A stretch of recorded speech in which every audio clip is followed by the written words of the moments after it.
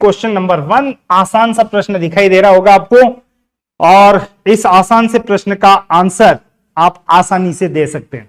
अब क्वेश्चन इतना सामान्य है, अगर आप कॉपी पेन लेके बैठे हैं या नहीं भी बैठे, मैं तो कह रहा हूं, तो भी इस क्वेश्चन को तो आराम से कर सकते हैं। तो पहला क्वेश्चन, 20, 25 और 23 का औसत मान क्या होगा? यानी कुल मिला के तीनों को जोड़ें, डिवाइड कर दे 3 से, आंसर आ जाएगा। स्पीड भी तो मैटर करती है एग्जाम में, तो आपको इन तीनों को जोड़ना है, 20 + 25 + 23, और डिवाइड कर देना है किससे? 3 से। बाद में तो मैं आपको मौका भी दूंगा, लेकिन पहला क्वेश्चन मैं कर लेता हूं। 5 और 3 8, और यह आ गया 68/3। 3 का भाग अगर इसमें दोगे तो 3 × 2 6, 3 × 2 6, बचेगा 2/3, जिसको आप पढ़ सकते हो 22 से ही 2/3। ऑप्शन भी है भाई, ऑप्शन नंबर 3। ऑप्शन तो होना ही है, ऑप्शन डाले हैं तो ऑप्शन क्यों नहीं होगा? आपका आंसर है option number 3rd option correct answer है। बिल्कुल विनोद, परफेक्ट आंसर है। और जो भी आंसर दे सकें कर लो प्रयास, क्योंकि आपको लेवल यूं दिखेगा, धीरे धीरे धीरे धीरे धीरे धीरे इंक्रीज होता हुआ लेवल नजर आने वाला है। चलो, ये तो सामान्य सा प्रश्न था। अब आपको ले चलता हूं यहां पे क्वेश्चन नंबर 2। देखो, मैंने कहा है इस क्लास में आपको कॉन्सेप्ट मिलेगा, ट्रिक मिलेगी, और बहाना क्या होगा? PYQ, प्रीवियस ईयर के क्वेश्चन, और MCQ, यानी एक तरह से आने वाले क्वेश्चन समझ लें। तो इस संदर्भ में हमारा अगला क्वेश्चन क्या है? 3 संख्याओं का औसत 13 है, तो उन तीनों का योगफल यानी सम क्या होगा? देखो, नॉर्मली क्या होता है कि जब कभी भी आप औसत पढ़ते हैं तो औसत में कईयों को पता ही नहीं होता औसत होता क्या है। अगर मैं कभी भी पूछूं औसत क्या, तो वो सीधा एक फॉर्मूला बोलेंगे, वो पुराने जमाने का फॉर्मूला, औसत बराबर नींद में भी होंगे ना, राशियों का कुल योग बेटा राशियों की कुल संख्या, ऐसे बोल जाएंगे, रटा हुआ है।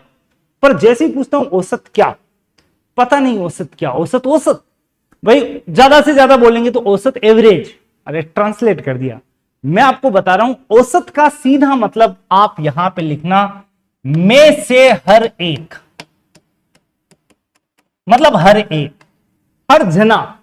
आप इसको कैसे ले सकते हैं? हर जना। अब 3 संख्याओं में से हर एक 13 है, इसका मतलब अब कितना इजी हो गया? 3 संख्याओं में से हर संख्या, हर एक संख्या 13 की है। क्या फॉर्मूला? कोई फॉर्मूले की जरूरत ही नहीं है, यूं चुटकियों में सॉल्व होंगे। देखो, अब आपको मजा भी आएगा। अब ये भी 13, ये भी 13, ये भी 13, आप तीनों 13। अब आप तीनों 13, तो इनका टोटल तो यूं निकल गया, कोई लोड ही नहीं लेना। 13 × 3 39, आंसर है 39। मतलब कोई मैथ्स में बहुत गरीब भी है, जिसको डर लगता है, लेके आओ उसको और कहो भाई जुड़ मनीष सर की क्लास से, तुझे 100% कंफर्म समझ में भी आएगा और अपने हाथों से सॉल्व भी कर पाएगा वो।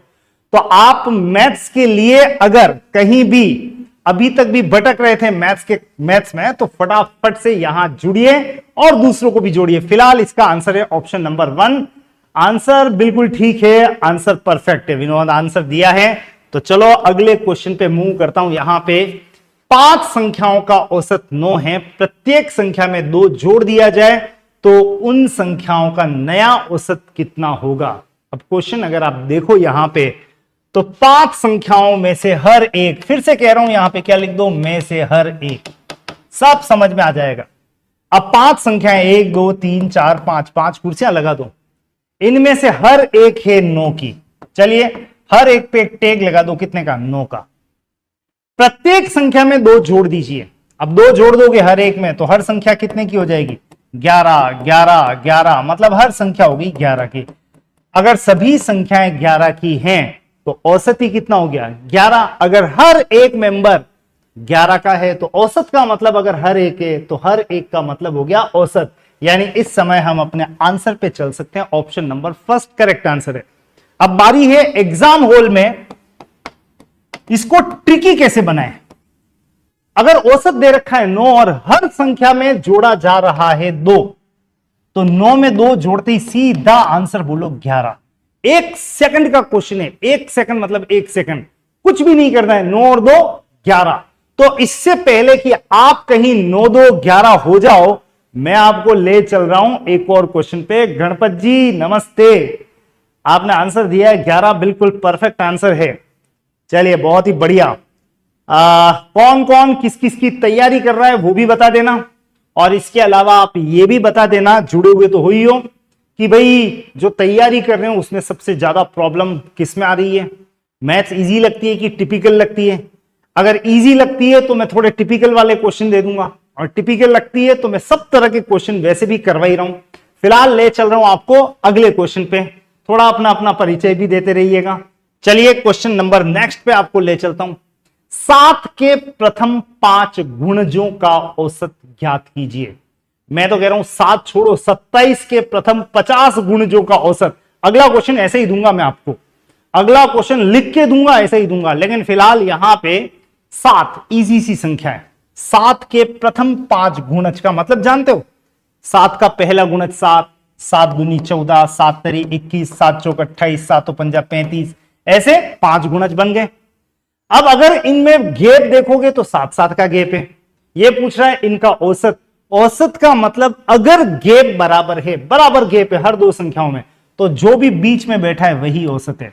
जोड़ने मत बैठ जाना इन पांचों को, नहीं जोड़ना है, सीधे बीच में आ जाओ और अपना आंसर दे दो ऑप्शन नंबर सेकंड। यानी कुछ भी नहीं करना है, सीधा सपाट प्रश्न है और आपका आंसर भी तैयार है। मधुसूदन बिल्कुल ठीक कहा भाई।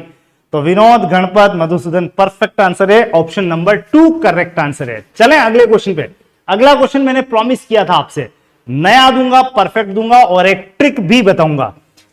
ऐसे ही किसी भी क्वेश्चन की अगर हम बात करते हैं तो आपको अगर ऐसा क्वेश्चन दिया जाए जैसे 27 के प्रथम 49 गुणजों का औसत क्या होगा, फाइंड आउट द फर्स्ट, प्रथम वर्ड ध्यान रखना, 49 फर्स्ट 49 मल्टीपल्स का औसत क्या होगा। अगर यह आपका क्वेश्चन है तो क्या इस क्वेश्चन को करने के लिए अभी जैसे आपने गुणज लिखे थे वैसे क्या गुणज लिखने बैठ जाओगे आप? नहीं नहीं, ऐसा तो हो ही नहीं सकता है। तो इसकी सबसे बढ़िया ट्रिक ये है, किसके चाहिए, किसके गुणज, 27 के। आप सबसे पहले तो यहां लिखो 27 इंटू कितने गुणज चाहिए, 49। 49 को एक बढ़ा के लिख दो 50 और डिवाइड कर दो 2। आप सीधे आंसर पर पहुंच जाएंगे, क्योंकि ये आप सुपर डुपर ट्रिकी हो चुके हैं। तो मैं रिपीट कर रहा हूं, 27 के पहले 49 गुणज, 27 इंटू 49 का है तो 50/2, और ये आप देखो चेक करो 25 इंटू 27, और ये करोगे तो आपको मिलेगा 676। कितना मिलेगा, 676। और ये भी एक ट्रिक बता देता हूं मैं आपको कि जब 25 इंटू 27 दिमाग में चल रहा था तो मैंने इन दोनों के बीच में ये कैलकुलेशन की ट्रिक बता रहा हूं मैं आपको।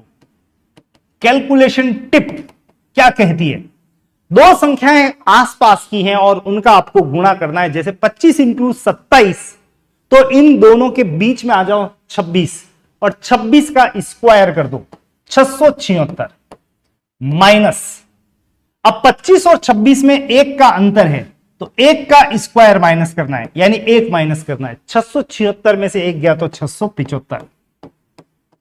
डिटेल, इसकी डिटेल मतलब थोड़ा कम समझ में आया, मजा तो आ रहा है, तो उसके लिए तो बिल्कुल आपको क्लासेस वगैरह से मैं कनेक्ट करूंगा। लेकिन फिलहाल इतना सा कि दो संख्याएं कभी भी हो आसपास की, इनके बीच में आ जाओ, 26 का स्क्वायर माइनस इन दोनों का गैप 1 का स्क्वायर, आंसर तैयार है 675। इस क्वेश्चन का आंसर 675 है। माफी चाहूंगा भाई, यहां पे आपका जो आंसर बनेगा वो बनेगा 675।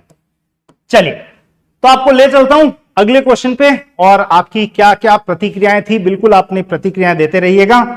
फिलहाल तो आपको ले चल रहा हूं नेक्स्ट। जगदीश जी, गहलोत जी, जय श्री कृष्णा सर, बिल्कुल जय श्री कृष्णा, कृष्णा की तो सदैव जय है ही है, बिल्कुल। अगला क्वेश्चन आपका, अगला क्वेश्चन देखो क्या कह रहा है। अगला क्वेश्चन नहीं क्वेश्चन नहीं है, ये कह रहा है कि भाई शुरुआत हो गई है, घंटियां बज चुकी हैं, ढोल नगाड़े बज चुके हैं, रोजाना मिलेंगे 6 बजे लाइव सेशन के साथ, मैथ्स का लाइव सेशन, यानी आपके दिमाग को तरोताजा, शाम को 6 बजे आप तरोताजा होने वाले हैं। रोजाना आपको ट्रिक्स और कैलकुलेशन की टिप्स और मैथ्स की बहुत सारी ढेर सारी कॉन्सेप्चुअल ट्रिक्स मिलने वाली है। तो डाउनलोड नहीं किया हो तो डाउनलोड कर देना श्रीजी स्टडी सेंटर की एप्लीकेशन भी, जहां पे आपको मैथ्स और टोटल सॉल्यूशन भी मिल जाएगा, आप जिसकी भी तैयारी कर रहे हैं उस संदर्भ में।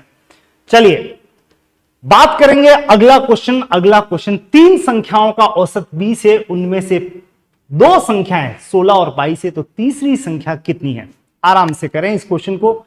मैं कह रहा हूं कि प्रतापगढ़ में बैठा हुआ एक बच्चा, धरियावद में बैठा हुआ एक बच्चा, यानी टीएसपी का वो बच्चा जिसको मैथ्स बिल्कुल भी नहीं आती है, वो भी इस तरह के क्वेश्चंस को आराम से डील करेगा। बस आप थोड़ा सा ध्यान दें। 3 संख्याओं में से हर एक ही ट्रिक है भाई मेरे पास। 3 संख्याएं 1 2 3 में से हर एक 20 है, 20 20 20। एक तरह से कह सकते हैं आप तीनों मिला के हो गए कितने के? 60। चलिए एक बात तो कंफर्म है, इन सब का टोटल कितना है? 60। अब इनमें से पहली 2 दे रखी है, एक 16 है और एक 22 है, तो बताओ तीसरी कितनी? चुटकियों में सॉल्व हो गया, बस जैसे ही फोटो बनाया 16 और 22 मिला के कितना हो गया? 38। टोटल तीनों का है 60। 60 में से ये दोनों अगर 38 की है तो 60 में से 38 माइनस करने पे आपका आंसर बनेगा 22। ऑप्शन नंबर 4 करेक्ट आंसर माना जाएगा। बिल्कुल ऐसे कई क्वेश्चंस आपको एग्जाम हॉल में पूछे गए हैं, पूछे जाते रहेंगे, तो बहुत टिपिकल नहीं है, आराम से मैनेज किया जा सकता है। चलिए नेक्स्ट क्वेश्चन पे ले चल रहा हूं आपको। अगला क्वेश्चन मधुसूदन, बिल्कुल ठीक बात है भाई। 24 नहीं 22। विनोद 22 आपका आंसर होना चाहिए। हाँ हटा लिया समय पे। समय रहते पार्टी बदल लो तो बढ़िया ही है, जमाना ऐसे ही है, जब जैसा देखो कर लो। पार्टी बदल दी, बढ़िया है, डिलीट कर दिया आपने, पता लग गया। अगला क्वेश्चन आ गया भाई। 40 बच्चे हैं क्लास में और इनकी औसत आयु, मैं तो कह रहा हूं औसत की जगह लिख लो में से हर एक की आयु कितनी है? 15 वर्ष। चलो शुरू करते हैं। अच्छा एक जगह औसत और है, औसत की जगह लिख लेता हूं में से हर एक। किसी को मैथ्स बहुत टिपिकल लगती है ना, तो मैं बहुत इजी बना सकता हूं इसको। आप अलग ही तरह की अप्रोच से चल रहे हैं। तो यहां पे क्लास में टोटल मेंबर है कितने? 40 जने हैं। हर एक कितने का है? हर एक 15 का है। तो 40 जनों की कुल आयु हो जाएगी। 40 जनों की कुल आयु आप देख सकते हैं यहां पे हर जना अगर 15 का है तो 15 15 15 15 40 इंटू 15 का मतलब सब मिला के 600 साल इनकी कुल आयु है। चलिए एक पार्ट कंप्लीट। अब एक अध्यापक और अगर आ जाता है तो 40 की जने हो जाएंगे कितने? 41। अब मैं निकालना चाहूंगा 41 जनों की कुल आयु क्या हो रही है। चलिए तुरंत निकल जाएगा। एक जना एक अध्यापक को शामिल कर दिया तो उनमें से हर एक 16 का हो गया। उनकी औसत आयु कितनी हो गई? 16। तो हर एक जना अगर 16 का है और ऐसे 41 जने हैं तो इन सब की मिला के कुल आयु हो जाएगी 41 इंटू 16, 16 इंटू 1 16, 1 64 और 1 65, 656। 41 जने मिला के हो गए 656। बस आंसर तैयार है। 41 जनों की टोटल आयु 656 में से 40 जनों की माइनस कर दें तो आपका आंसर यहां पे तैयार है 56 वर्ष। चलिए 56 ईयर्स आपका परफेक्ट आंसर है। ऑप्शन को टिक करने के तो मजे ही कुछ और हैं। आपका ऑप्शन होगा third option, 56 years perfect answer है। चलिए नेक्स्ट क्वेश्चन पे 56 वर्ष आएगा सर जी, बिल्कुल ठीक है, धन्यवाद आपको। तो आगे बढ़ते हैं। अगला क्वेश्चन ये लीजिए। अगला क्वेश्चन आपके लिए है, आराम से पढ़ लीजिए। एक दुकानदार की बात चल रही है और एक दुकानदार इस समय कहा जा रहा है कि 12 दिनों में 504 रुपए कमाता है। 12 दिन में टोटल उसकी इनकम कितनी है? 504 रुपए। शुरू के 4 दिन में उसकी एवरेज इनकम 40 थी, तो शेष दिन, अब 4 दिन शुरू के अगर ले लें तो बाकी बचे दिन कितने? 8। तो बाकी बचे 8 दिनों की औसत आय आपको ज्ञात करनी है। ये रहा हमारा एक छोटा सा प्रश्न। तो आप अपने लेवल पे बिल्कुल प्रयास कर सकते हैं, पर फिलहाल इस क्वेश्चन को करने के लिए सबसे पहले देखें कि 12 दिन की उसकी टोटल इनकम है कितनी? 504 रुपए। ठीक है, साइड में लिख लेते हैं टोटल इसने कमाए इतने। शुरू के 4 दिन में से हर एक दिन की औसत आय यानी 40 रुपए है। कितने दिन की? 4 दिन। तो इन 4 दिन की उसकी कुल आय हो गई 4 इंटू 40, 160 रुपए कमाए उसने शुरू के 4 दिन में। कुल आय शुरू के 4 दिन की कितनी है? 160 रुपए। तो 504 कमाए हैं टोटल 12 दिन में, शुरू के 4 दिन में कमाए हैं 160। तो आप ही बताओ बाकी बचे 8 दिनों में उसने टोटल कितने कमाए होंगे? 504 में से माइनस कर दीजिए कितना? 160, और माइनस करें तो 4, 10 में से 6 गया तो 4 और 3 344। तो बाकी बचे दिनों में, बाकी बचे दिन कितने? 8 दिन में उसने कमाए थे कितने? 344 रुपए। 8 दिन में अगर मिला के 344 कमाए हैं तो एक दिन की उसकी आय बन रही है 344/8 का मतलब 8 चौक 32, 2 4 43 रुपए प्रतिदिन। ये आपका आंसर बनेगा। तो बाकी बचे 8 दिनों की उसकी औसत आय 43 रुपए प्रतिदिन। यह आपका राइट आंसर है। ऑप्शन की बात करें तो ऑप्शन आपके सामने आ चुका है। 48 रुपए क्यों आएगा आप देख लेना। आ रहा है सर, ठीक है, बिल्कुल ठीक है। विनोद ने आंसर दिया ऑप्शन नंबर ए, बिल्कुल ठीक है, परफेक्ट आंसर है, परफेक्ट आंसर। चलें अगले क्वेश्चन पे ले चलता हूं मैं आपको। इस क्वेश्चन को पढ़े तो मजा आने वाला है आपको। तरह तरह से अभ्यर्थी इसको सॉल्व करता है, लेकिन मैं आपको बताऊंगा इसका बहुत ही प्यारा ट्रिकी सॉल्यूशन। यहां पे इंपॉर्टेंट क्या पता है? इंपॉर्टेंट है ये, क्योंकि करने में तो एक गणितज्ञ भी करता है इसको, महान गणितज्ञ। समय खा जाता है भाई, समय ही तो नहीं है। और मैं कह रहा हूं आप अगर बहुत वीक भी है ना तो अच्छों को बीट कर सकते हैं चैंपियन की तरह। अब देखो क्वेश्चन क्या है। 3 जने हैं, 3 जनों की औसत आयु एबीसी की, औसत का मतलब में से हर एक लिख लो आप, में से हर एक जना है 36 का। चलिए यदि बी और सी की औसत आयु 30 साल और बी की आयु 21 साल है तो ए और सी की आयु का योग निकालना है। ए और सी, बड़ा बढ़िया क्वेश्चन है। देखो अब आप यहां पे सबसे पहले ए प्लस बी प्लस सी की बात कर लें। तीनों मिला के कितने के? हर एक अगर 36 का है तो 36 36 36 36 इंटू 3 108 साल होता है। सॉरी 108 साल यहां लिखना है। तो तीनों मिला के कितने के हो गए? 108। अब आपको कह रहा है ए और सी की आयु, औसत आयु, ए प्लस सी औसत वो 30 है, यानी ये दोनों मिला के कितने के हो गए? 60। इधर बी की आयु दे रखी है कितनी? 21 साल। और आपको निकालना क्या है? ए प्लस सी की आयु का योग। बी और सी, यहां पे थोड़ी सी माफी चाहूंगा, बी और सी दे रखा था, बी और सी।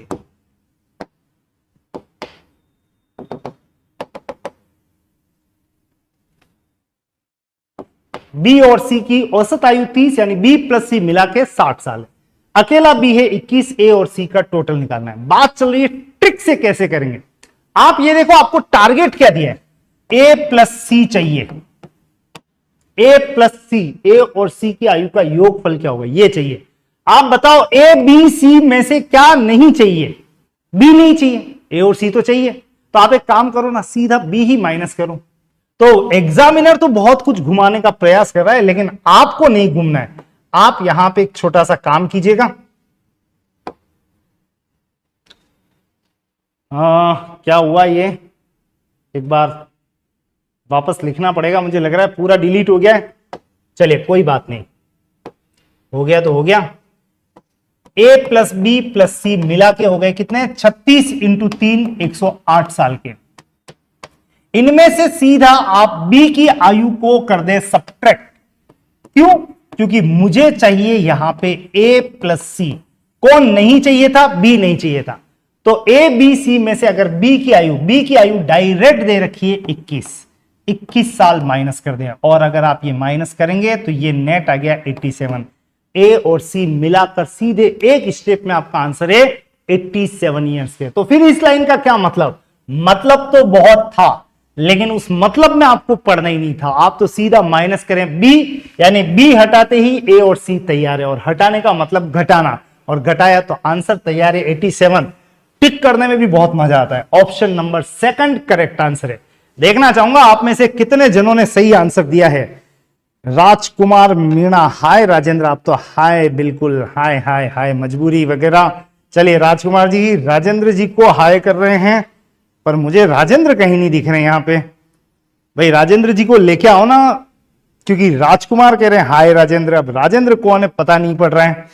चलिए कोई बात नहीं, आप राजेंद्र जी को बुलाएं, तब तक मैं आपके लिए अगला क्वेश्चन यहां पे तैयार कर देता हूं। अगला क्वेश्चन आ गया है, देखो स्क्रीन पे अगला क्वेश्चन आ गया है। आंसर देने का प्रयास करो। देखें ये क्वेश्चन क्या कह रहा है वो बताता हूं यहां पे। Option sorry question. अगर हम ऑफलाइन की बात करें तो हमारे चैप्टर में तो यूं चलता ही है ये क्वेश्चन, बढ़िया क्वेश्चन है। सोम मंगल बुध और गुरुवार का औसत तापमान 38 डिग्री है, जबकि मंगल बुध गुरु और शुक्र का औसत तापमान कितना दे रखा है? 40 दे रखा है। सोमवार का टेम्परेचर 40 है, तो बताओ शुक्रवार का टेम्परेचर क्या होगा? बढ़िया क्वेश्चन है भाई। अगर आप इस क्वेश्चन को करेंगे तो मैं आपको एक सिंपल सा आइडिया बताता हूं। सोम मंगल बुध गुरु और एक दे रखा है मंगल बुध गुरु शुक्र। अब थोड़ा सा ट्रिकी भी हो जाओ आप यहां पे। इन चारों दिन का एवरेज टेम्परेचर कितना है? 38 डिग्री। और मंगल बुध गुरु शुक्र, थोड़ा सा व्यवस्थित लिखना, मंगल के नीचे मंगल। और इन चारों दिन का टोटल नहीं है, एवरेज कितना है? 40। देखो मैंने एवरेज ही लिखा है यहां पे, टोटल नहीं लिखा है। आप ये देखो, इन 4 दिन का एवरेज 38 और इन 4 दिन का एवरेज 40, तो इन दोनों का अंतर कितना है? 2। औसत अंतर है, औसत अंतर ध्यान रखना। ये एवरेज है, ये एवरेज है, तो आप पढ़ोगे इनका औसत अंतर 2 डिग्री है। तो आप ये कह सकते हो इनका कुल अंतर कितना हो जाएगा? 8 डिग्री। 2 इंटू 4 दिन है, 8 डिग्री। तो आप ऐसे भी कह सकते हो फाइनली कि मंगल बुध गुरु शुक्र और सोम मंगल बुध गुरु के तापमानों का कुल अंतर कितना है? 8 डिग्री। सीधे शब्दों में कहो तो जितना भी है 40 और 38, 40 और 38 का अंतर 2 इंटू 4 कर दो, सीधा 8 डिग्री का अंतर है। अब आपको यहां पे शुक्रवार दिख रहा है, शुक्रवार, ये सब तो कैंसिल हो रहे हैं, एक जैसे हैं इसलिए। तो शुक्रवार और सोमवार के तापमान का अंतर कितना है? 8 डिग्री। तो शुक्रवार ये वाला, सोमवार ये वाला, इन दोनों का अंतर 8 डिग्री है। आपको यहां पे सोमवार का तापमान दिया हुआ था कितना? 40। तो आपको बताना है शुक्रवार का टेम्परेचर। एक काम करो, 40 इधर ले जाओ, -40 इधर आएगा, तो शुक्रवार का टेम्परेचर तैयार हो जाएगा 48 डिग्री। फाइनल रिजल्ट 40 + 8 का मतलब 48। ऑप्शन की बात करें तो ऑप्शन नंबर 4 करेक्ट है। अब ऐसे क्वेश्चंस को डील करने के लिए ध्यान रखना, 38 और 40, 2 इंटू 4, 8 डिग्री। सीधा बोल सकते हो आप, इनके तापमानों का अंतर 8 डिग्री का है। और इनमें से जो भी कॉमन है वो तो हटा देना, बाकी जो भी बचे जैसे शुक्रवार और सोमवार, उनके तापमान का अंतर लेके आप अपने आंसर तक पहुंच सकते हैं। यहां पे ऑप्शन नंबर 4 करेक्ट है। चूंकि मैंने आपसे प्रॉमिस किया था कि मैं आपको कॉन्सेप्ट भी साथ साथ बताऊंगा, इसलिए कॉन्सेप्ट साथ साथ चलते रहेंगे। फिलहाल कॉन्सेप्ट, ट्रिक, सबका समावेश। और ये क्वेश्चन आपके एग्जाम में कई बार पूछा हुआ है। बस आंकड़े बदलते रहते हैं, क्वेश्चन सेम रहता है, इवन वार भी वही रहते हैं, सोम मंगल बुध गुरु। बढ़ते हैं अगले क्वेश्चन के साथ। आसान प्रश्न है, आप पढ़ सकते हो। यहां पे टोटल मेंबर यहां पे परिवार में दिखाई दे रहे हैं कितने? 8 सदस्यों के परिवार में आपको माता पिता और सबसे बड़े पुत्र की मासिक आय, मंथली इनकम दे रखी है 6000, 4000 और 2000। मतलब वो पिताजी इतने कमा रहे हैं, बड़ा बेटा सॉरी माताजी इतना कमा रही है और बड़ा बेटा इतना, यानी टोटल कितनी इनकम है? 6 और 4 10 और 2 12,000 रुपए कमा रहे हैं। 3 जने मिलके कमा रहे हैं।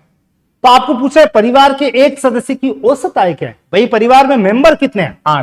8 मेंबर पे टोटल इनकम अगर 12,000 है तो प्रति मेंबर आय कोई दिक्कत ही नहीं है। आसान प्रश्न है। आजकल थोड़े कम आते पर आते जरूर है, कभी कभी आ जाते हैं। सभी प्रश्न टिपिकल नहीं होते हैं, ध्यान रखना। सभी क्वेश्चंस टिपिकल नहीं होते हैं, सभी क्वेश्चन इजी नहीं होते हैं, कुछ क्वेश्चन मॉडरेट भी होते हैं। तो कुल मिला के कहो तो वैरायटी के क्वेश्चन है, उनमें से सबके लिए थोड़ा थोड़ा रहने दो। तो ये क्वेश्चन कर लिया तो ज्यादा घोरान्वित होने की आवश्यकता नहीं है। टिक कर दें, ऑप्शन नंबर 2 बिल्कुल करेक्ट आंसर है। तो आपने ऑप्शन नंबर 2 को बिल्कुल 1500 परफेक्ट आंसर है। अगर 50 रुपए तो कुर्सियों का औसत मूल्य क्या होगा? कुल मिला के आपको इस प्रश्न का जवाब देना है। 4 ऑप्शन आपके सामने हैं। वैसे 10 कुर्सी और 6 मेज मिला के कितने हो गए? 16 आइटम का औसत मूल्य, औसत की जगह लिख रहा हूं यहां पे, में से हर एक तो एक तरह से कह सकते हैं 16 आइटम का कुल मूल्य हो गया 16 इंटू 30, हर एक 30 रुपए का है, 16 या 48। तो 16 मेज प्लस 10 कुर्सी और 6 मेज मिला के, यानी 16 आइटम मिला के 480 रुपए के। इनमें से मेजों में से हर एक, मेज कितनी है 10, सॉरी 6, तो 6 मेज में से हर एक है, बोलो कितने की है मेज, 50 रुपए की। तो 50 रुपए इंटू, ऐसी मेज कितनी है 6, हर मेज 50 रुपए की, ऐसी 6 मेज, तो इन 6 मेजों का कुल मूल्य हो गया कितना, 300 रुपए। वैसे पता लग गया, 16 आइटम में से 6 मेज को निकाल लो तो बाकी बची 10 कुर्सियों का मूल्य तैयार है कितना, 480 में से 300 माइनस कर दो 180।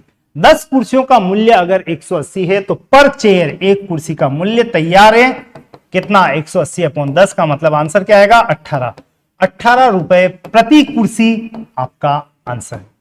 आपसे पूछा था कुर्सियों का औसत मूल्य 18 रुपए तैयार है। अब कुर्सी पे बैठना नहीं है, आगे बढ़ना है, जल्दी से आगे बढ़ेंगे हम। तो बिल्कुल ठीक है, ऑप्शन नंबर कौन सा, सेकंड, बिल्कुल ठीक कहा विनोद आपने, आपका आंसर परफेक्ट है। तो मैं आपको ले चल रहा हूं सभी को अगले क्वेश्चन की तरफ। अगले क्वेश्चन पर जाने से पहले आप एक छोटा सा काम तो कर ही लें, क्या, फटाफट से अपने स्टेटस पे क्लास लगा दें ताकि आपके मित्र भी लाभान्वित हो सकें, कल आ सकें। कल औसत का और अच्छा प्रोग्राम होगा। और अभी जुड़ना चाहें तो अभी क्लास में बहुत सारे क्वेश्चंस बाकी हैं, जोड़ लीजिए। अब ये क्वेश्चन बहुत इजी क्वेश्चन दिया है, आज मैंने कोई ज्यादा आपको तंग नहीं किया है, मैंने बिल्कुल ज्यादा कोई लोड नहीं डाला है दिमाग पे आपके। किसी क्रिकेट खिलाड़ी की 5 पारियों का औसत 20 है, मतलब 5 पारी में से हर एक में उसने कितने बनाए हैं 20, मतलब 5 पारियों की कुल रन संख्या 20 इंटू 500 रन हो गए। ये तो पहले ही पता लग गया। अब शुरू की 4 पारियों में उसने रन बनाए हैं 40, 30, 14 और 10। टोटल कितने हो गए 40 और 30 70 और 10 80 और 14 94 रन बनाए हैं। तो 4 पारियों में 94, तो एक लास्ट इनिंग में उसके रन बने कितने 6। आंसर बहुत इजी है, 5वीं पारी में उसके रनों की संख्या होगी 6। मैं तो चाहता हूं थोड़े पेन चले, थोड़ा प्रोत्साहन मिल जाए। अगर आप में से किसी को ऐसा लगता है कि यूं मुझे कुछ नहीं आता है तो वो भी सोच सकता है मुझे बहुत कुछ आता है, आराम से मैनेज कर सकते हो। बस याद रखना औसत का मतलब हर एक। चलें अगले क्वेश्चन पे। अगला क्वेश्चन बढ़िया क्वेश्चन है, अच्छा क्वेश्चन है। बिल्कुल आपको ठहरना पड़ेगा, पढ़ना पड़ेगा, सोचना पड़ेगा और आंसर तक पहुंचना पड़ेगा। एक बार अगर लय बन जाए ना तो आप इस क्वेश्चन को आराम से एग्जाम में मैनेज कर सकते हैं। सबसे बड़ी बात कि इस क्वेश्चन की 2 वेराइटीज हैं, दोनों वेराइटीज पर आप फोकस कर सकते हैं। परिवार के अन्य सदस्यों की एक पैटर्न है, कभी कभी अन्य छुप जाता है, परिवार के सदस्यों की। तो यहां पे 2 पैटर्न, दोनों पे हम फोकस करेंगे। यहां पे जो पैटर्न दे रखा है वो इंटरेस्टिंग पैटर्न है, आप ध्यान देना। यहां पे 5 सदस्यों के परिवार की औसत आयु 20 है, मतलब 1 2 3 4 5 मेंबर, हर एक 20 का, तो 5 सदस्यों की कुल आय यहीं पे लिख लेते हैं 20 20 20 20 20। सब जने मिला के कितने के हो गए 5 जनों की कुल आयु, ऐसे ही लिख रहा हूं मैं, 5 जनों की कुल आयु।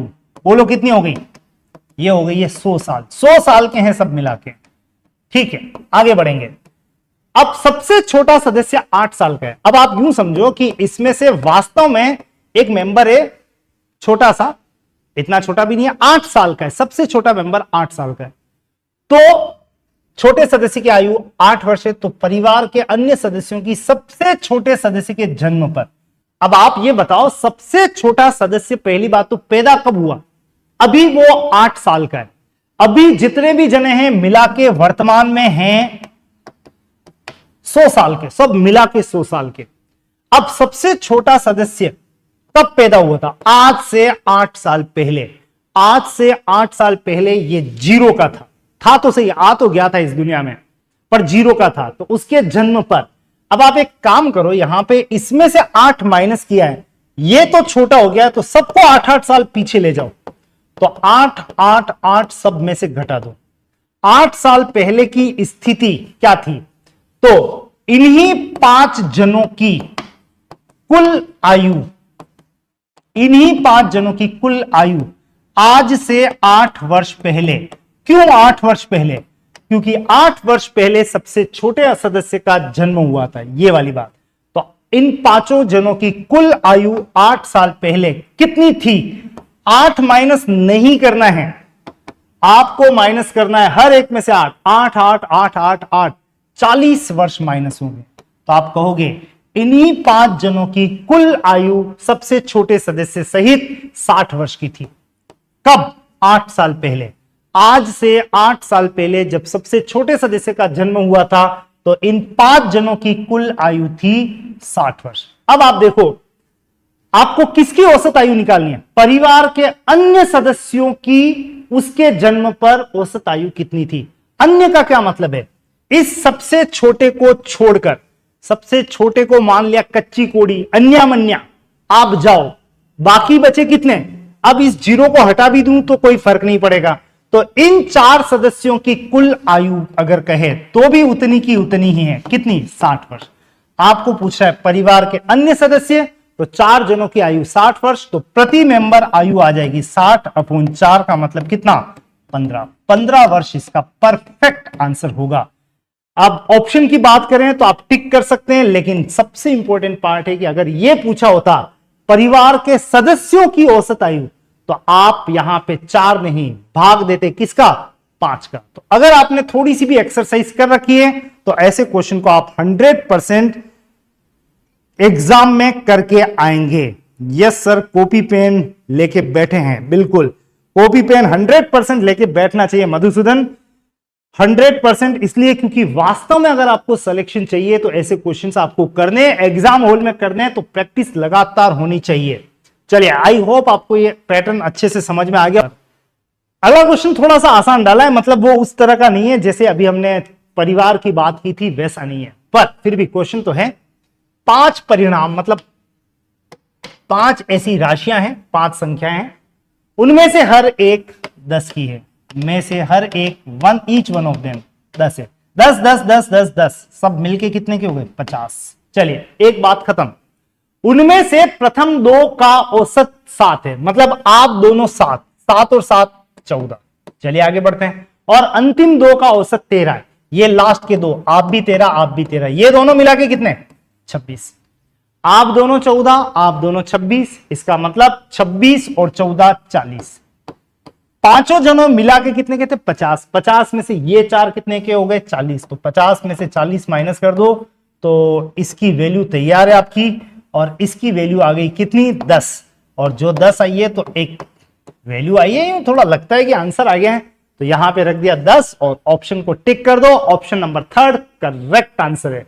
तो 3rd ऑप्शन को करेक्ट करें। मैं आपको ले चलूंगा अगले क्वेश्चन पे। आप में से किस किस ने आंसर दे दिया था? वो बिल्कुल 10 आएगा, बिल्कुल इतना तो आप दावे के साथ कह ही सकते हैं। चलिए, ये भी कुछ बातें हैं, आप ध्यान में रख लीजिएगा। मैं आपको ले चल रहा हूं यहां पे एक और प्रश्न की तरफ। वो तापमान वाला ही प्रश्न है ये, पर थोड़ा रेशियो इसमें मिक्स कर दिया है। अब इस क्वेश्चन को आप एक बार जल्दी से पढ़ लीजिए, ये क्या कहना चाह रहा है ये क्वेश्चन। देखो देखो देखो जल्दी से। सोम से गुरु, यानी सोम मंगल बुध गुरु का तापमान, औसत तापमान 36 है।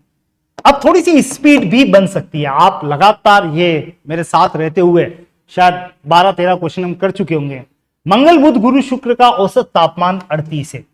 एक काम करो, यहीं पे 38 और 36 का डिफरेंस ले लो 2, और 2 इंटू 4 कर दो 8 डिग्री। 4 क्यों? क्योंकि ये 4 दिन है, मंगल बुध गुरु शुक्र 4 दिन है, सोम मंगल बुध गुरु भी 4 दिन है। तो इनके औसत तापमान का अंतर अगर 2 डिग्री है तो टोटल अंतर हो जाएगा 2 इंटू 4 दिन 8 डिग्री का। किसका? इन चारों का और इन चारों का। लेकिन इन दोनों में जो बचेगा वो क्या बचेगा? मंगल बुध गुरु दोनों में कॉमन है, तो यहां बचेगा शुक्रवार और यहां बचेगा सोमवार। आप ऐसे कह सकते हैं शुक्रवार और सोमवार के तापमान का अंतर है कितना? 8 डिग्री। बस उसके बाद इंटरेस्टिंग सिचुएशन है।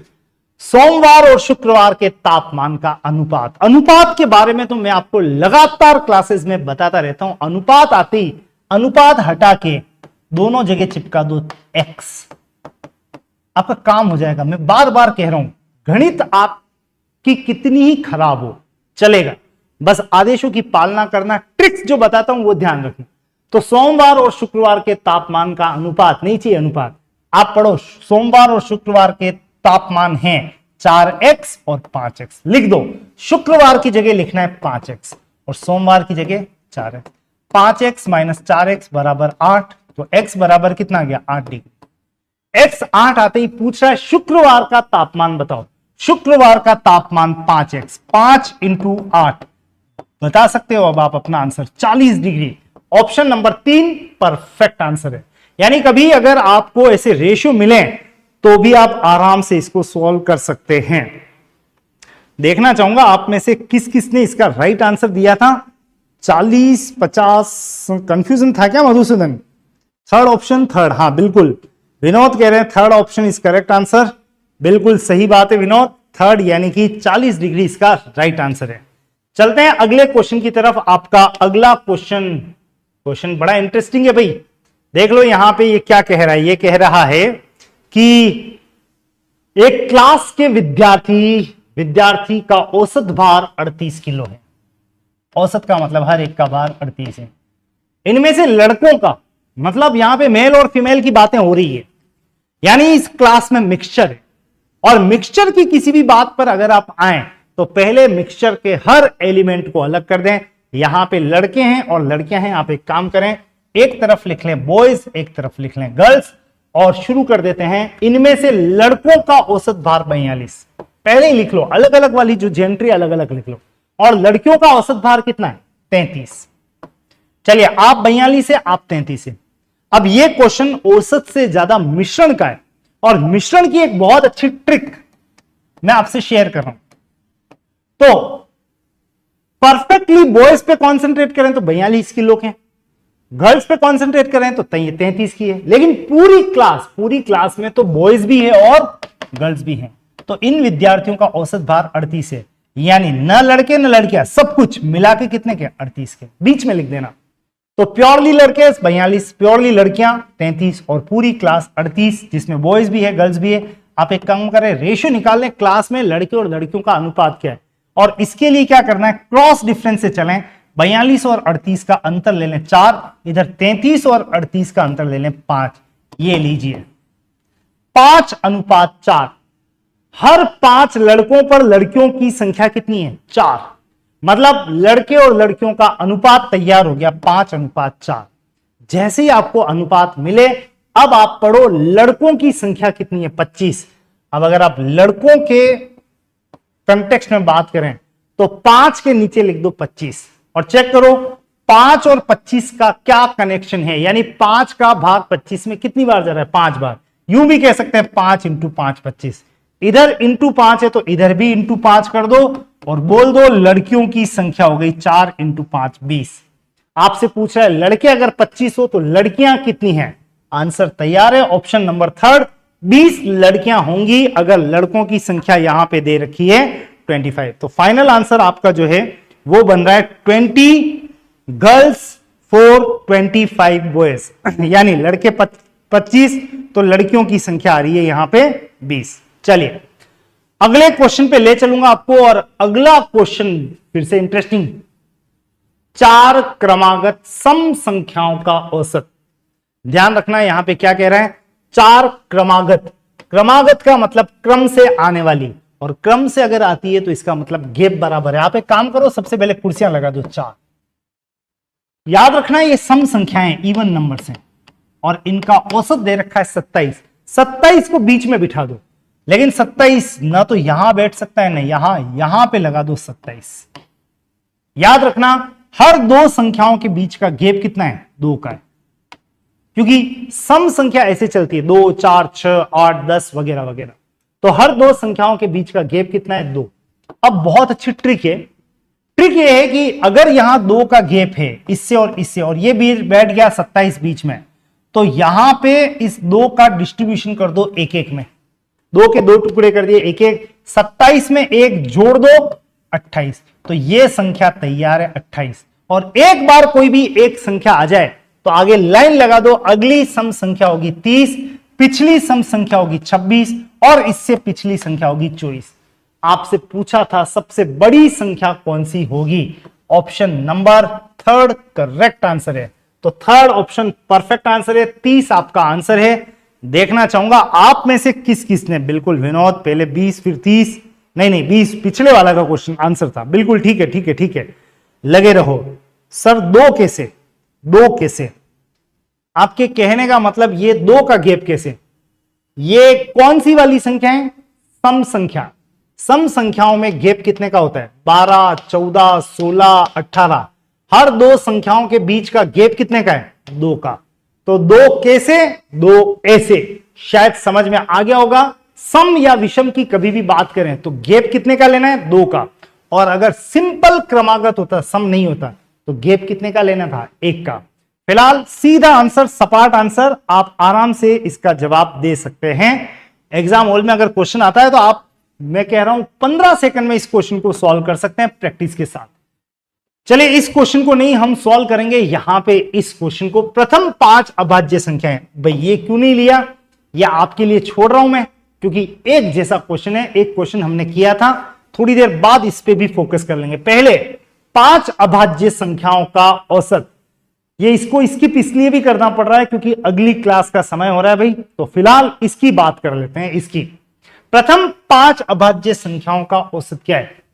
अभाज्य संख्याएं जानते हैं कहां से शुरू होती है, 2 से, तो 2, 3, 5, 7, 9 नहीं 11, ये प्रथम 5 अभाज्य संख्याएं। वैसे अभाज्य संख्याएं कम से कम कह रहा हूं मैं आपको 100 तक रटी हुई होनी चाहिए। अगर मैं पर्टिकुलर पटवार एग्जाम की बात करूं तो हर शिफ्ट में पिछली बार कहीं ना कहीं औसत से क्वेश्चन था और उसमें अभाज्य पे कहीं ना कहीं क्वेश्चन अटक गया, तो आपको अभाज्य पे कंसंट्रेट करना है, रटी हुई होनी चाहिए। फिलहाल मैं आपको यहां पे कह रहा हूं प्रथम 5 अभाज्य का औसत, तो 2 + 3 + 5 + 7 + 11 जोड़ दो और डिवाइड कर दो 5 से, क्योंकि संख्याएं 5 है, 2 3 5 और 5 10 7 17 और 11 28/5, और 5 से डिवाइड करोगे तो आंसर बनेगा 5.6। जब आप 5 का भाग दोगे 28 में तो आंसर आएगा 5.6। ऑप्शन नंबर 3 करेक्ट आंसर है। ऐसा एक क्वेश्चन मुझे और भी ध्यान है, शायद हमारे इस स्लाइड में कहीं हो, इसलिए मैं पहले उस क्वेश्चन पे आपको ले आता हूं। ये लीजिए, इस क्वेश्चन आज का लास्ट क्वेश्चन है।